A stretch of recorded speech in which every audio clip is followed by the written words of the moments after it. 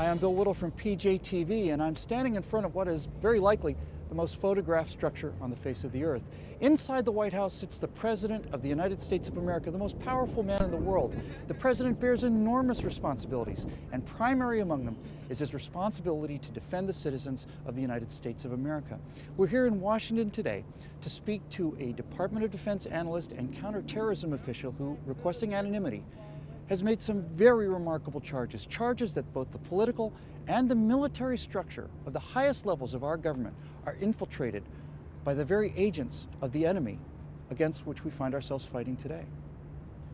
Well, you were given an assignment from the Joint Chiefs, essentially from the upper levels of the Pentagon, to understand what the Islamic jihadi enemy's ideology and operational methods might be. Is that a fair statement? Yes. Okay. What did you discover? Well, I was expecting to find that, there was some basis to the jihadi arguments that their jihad is warfare, that there were competing arguments, and that we could probably leverage these competing arguments, but that because they were claiming Islamic law as the basis for their action, we had to start there. And over a long period of time, I ended up collecting a large body of Islamic law, enormous amount of it available in English, and realized that if Islamic law is the criteria by which you measure legitimacy or illegitimacy, you can't show that the moderates have a doctrinal basis to the position they hold, and you can't show that on the statement of the law, the radicals are wrong. I was expecting to find competing views that had some merit. I was expecting to find that the moderate view would be the dominant view, and we would have to figure out these and how to make these arguments so that the people in the Middle East would know what it was, and could not find it. Now, I could find that you're not allowed to fight a jihad you can't win, and that's a limiting factor. But when you get to actually what published Islamic law says, it supports the radicals in what they say. And you come to find, after you kind of get a sense for the language of jihad and the language of how Islamic law works, that it's pervasive even in the U.S. Muslim community. So you got out, you do this research that you were tasked to do by the Joint Chiefs of Staff in the Department of Defense. You come back and you say to them, it's the radicals that appear to have the doctrinal basis, not the moderates. That's correct. Okay, well, presumably this would be an interesting piece of information for our Defense Department to have. What were the consequences of you coming back with this information? Shock. Because what my experience brought me to was the complete unresponsiveness to facts that as a practical matter they experience every day. I think that gives way on a different level to one that basically has had me believing or holding that if you have no factual basis to hold a position, you have no professional basis to support it. If you're professionals, then you have a duty to be competent. That includes the duty to know. And if you are national security analysts who are professionals, your violation of your oath to be competent is a violation of your oath to protect and defend. It just seems that they've completely picked up our whole national security apparatus and moved it from a factual legal basis to one that supports narratives. But it just struck me that when you hit a certain level, and I don't want to sound too cynical, but at the same time, it seemed where the point at which your future promotion was dependent upon towing a party line let me rephrase that, towing a narrative as opposed to orienting on facts, or I witnessed a complete shutdown.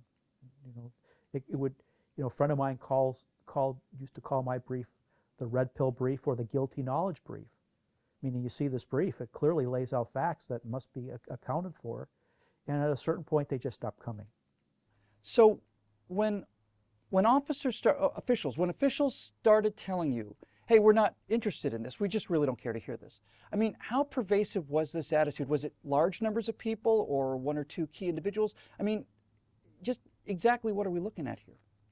I can't give you names and numbers. I do know, I have to say in fairness, there are scores of senior people who got it and were supportive, but it seems that the organizational emphasis and the institutional emphasis was in the other direction.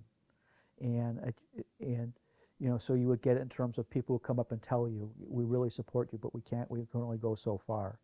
I supported some missions where the people who I supported made it very clear to me that using the information I used really brought success in a stunning way. And for a while there, I thought that just the sheer force of those successful things would cause some people to do a double look. It didn't happen. Well, immediately after we concluded that interview here in the Mayflower Hotel, a second whistleblower came forward. We received a phone call from another gentleman who's also extremely concerned about the infiltration of radical Islam into law enforcement and defense. Let's go upstairs now and listen to parts of our interview with a former special agent for the Federal Bureau of Investigation. Okay, can you start by giving me a quick thumbnail of your professional experience? I spent nearly 15 years working in the government with a primary expertise on the Islamic movement in the United States, the Muslim Brotherhood, and Islamic doctrine.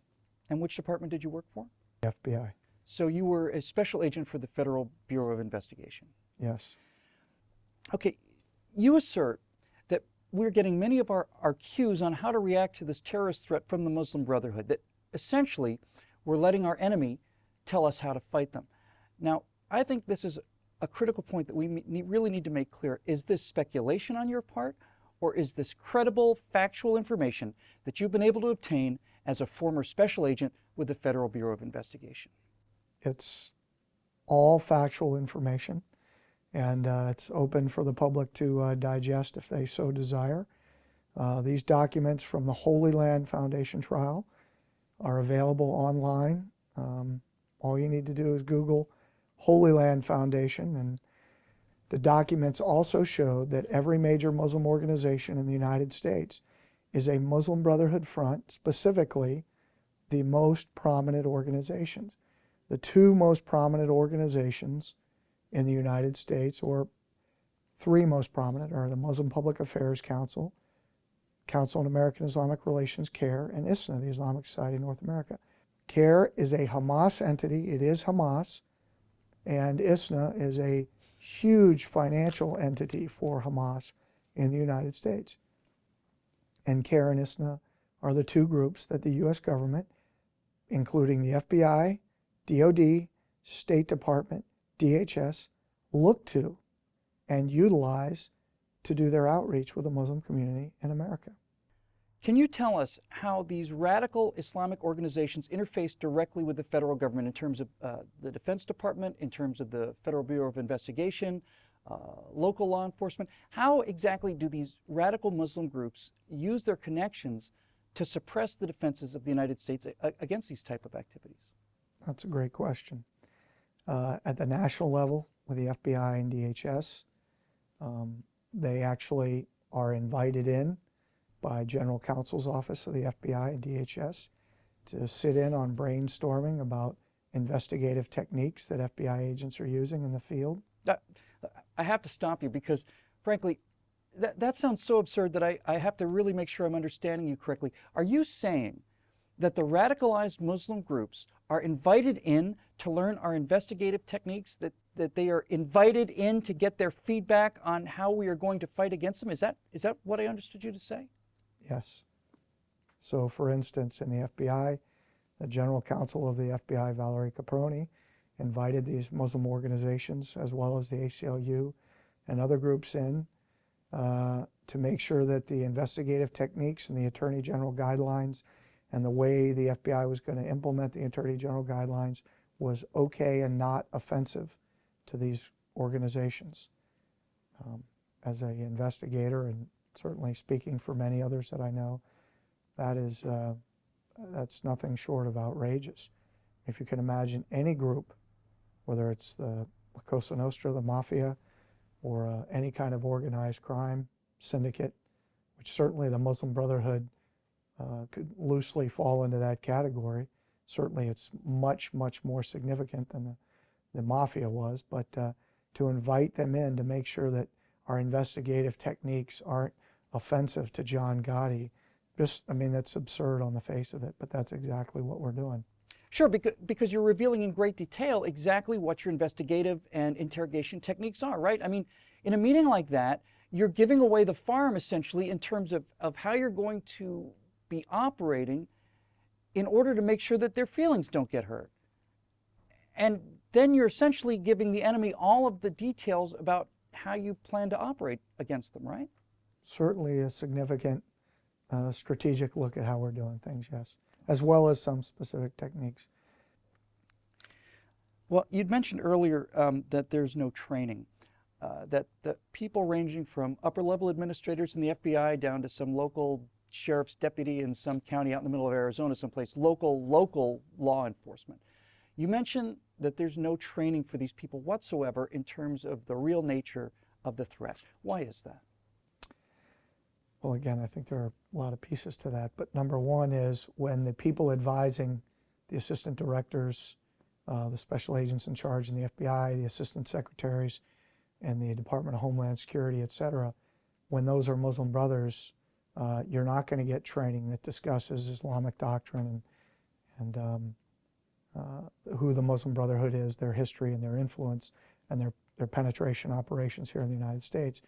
And to boot, the people who are training the FBI are groups like CARE, which is a Hamas entity and an unindicted co-conspirator in the largest terrorism financing trial in the history of the United States. I have to stop you again because this is virtually impossible for me to process. You're saying that the training that our counterterrorism forces get is determined by radical Islamic groups like the Muslim Brotherhood? No, I'm not saying it's determined. It's given by them. They have been in our FBI field offices. They've been in our FBI headquarters teaching and training our agents and our employees. Is this not too dissimilar to saying that, that the people who were determining the landing zones for the D-Day invasion of Germany were Nazi SS officials giving out information on gun emplacements and where the best places to come ashore are? Is it not too far-fetched to say that? It's not a bad analogy. And then when the plans are finalized and all of the operational details are locked and it's sealed and up in a little envelope, and then it's handed over to the Gestapo, and hopefully they won't do anything mean with the information. Right. Yeah. I think that as an average American citizen listening to this information, my first response would be, how on God's green earth did this happen? How did this get this far? This has happened because the Muslim Brotherhood has a long-term strategy. They are well organized with hundreds of front groups that support their public relations, their research arms. They have insinuated themselves into our largest universities. They have Muslim Students Associations, which is the first Muslim Brotherhood group that formed in the United States in 1963. MSA is on every major college campus in the United States, recruiting people to the Brotherhood in our own campuses. So even something as innocuous as a Muslim Student Association at any American university campus, you can categorically connect those campus groups to the most virulent, radical, anti-American organizations like the Muslim Brotherhood?